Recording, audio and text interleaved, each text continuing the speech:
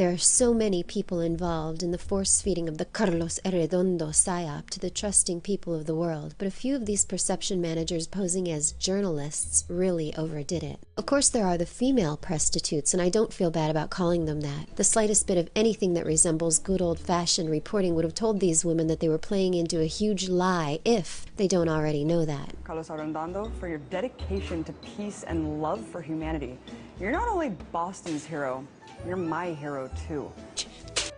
Cowboy hat-wearing Carlos Arredondo is best known for being photographed rushing in to help the victims of the Boston Marathon bombing in April. Carlos, you have been through so much in your life, and now you witness this and try to save people who were injured. Obviously, though, years of studying how to propagandize the human mind has shown the Rockefeller cabal that people tend to believe they're male puppets more than the females because the boys really laid it on thick. Like this Justin Raimondo, who reported that Carlos hurled himself into the flames of a van he set on fire upon hearing that his son had died in Iraq. Very dramatic, Raimondo, but even Carlos has testified that he only meant to burn up the van. Gasoline everywhere.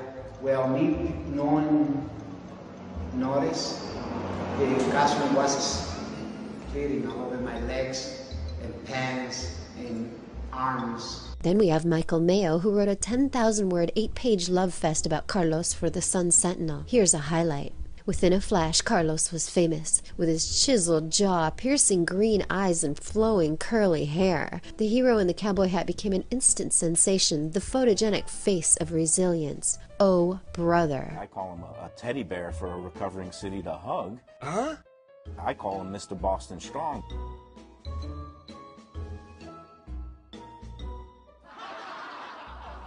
At the moment of truth, he made the right decision. He ended up helping save somebody else's life, and you know that's all you can ask from somebody is at a moment of truth. Are they going to do something? Are they going to do the right thing? And when it counted, he did the right thing.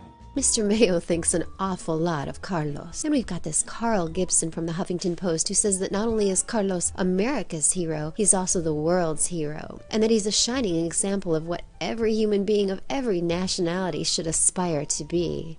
Then there are the photographers. True story. When Carlos became a U.S. citizen in 2006, a photographer from the Associated Press named Charles Krupa was right there to record the amazing moment. I'd be willing to bet it's the only naturalization ceremony Krupa's been to before or since. Here's Carlos taking the oath of allegiance to the United States of America and renouncing all fidelity to any other place where he's been a subject or citizen, with the flag of Costa Rica on his chest. Here's the interesting part. Mr. Krupa was also the same photographer who was in Boston on April 15th to snap that iconic shot of Carlos running alongside Jeff Bauman's wheelchair. Yes, Mr. Krupa was in a nearby building doing some reporter stuff when he heard the explosions and ran out into the streets with his camera, and just happened to be the fellow who caught Jeff and Carlos rolling by on their amazing bloodless wheelchair ride. He also showed up to take this pic of Carlos waving to his adoring brainwashed fans before the Red Sox World Series parade. Dudes everywhere. And if it's not him, it's my favorite photographer, Steve Silva. Not only was Steve in Manhattan on 9/11 to say that he saw the first plane hit Tower 1. Steve, can you tell us what you saw? Yeah. Well, you know, I was sitting at a table and the plane was flying too low, making too much noise, so I got up and looked out the window. And sure enough, it slammed right into the north side of the, I guess it's the northernmost tower. He was also at the Boston Marathon on the finish line in 2013 to be the star journalist to record the bomb, skillfully aiming his camera lens at everything but the area where the action was, while Jeff Bauman and the other actors got their fake gore in place. He was there with his handy camera when Carlos was honored as Bruins honorary captain. But he also apparently hangs around on the streets of Boston to film hero Carlos having chance encounters with police officers that help to pursue the Chechnyan Boston fake bombing patsies. To top it all off, and maybe this is when these two phonies met, but would you believe that our pal Steve was on the finish line of the 2012 Boston Marathon, where he captured Carlos pretending to finish the marathon, carrying his son's boots across the finish line? And let's not forget Carlos. Carlos definitely thinks a lot of Carlos. Some people don't have the courage to help out, you know, to get his hands full of blood. But, you know, some of us, we can do it.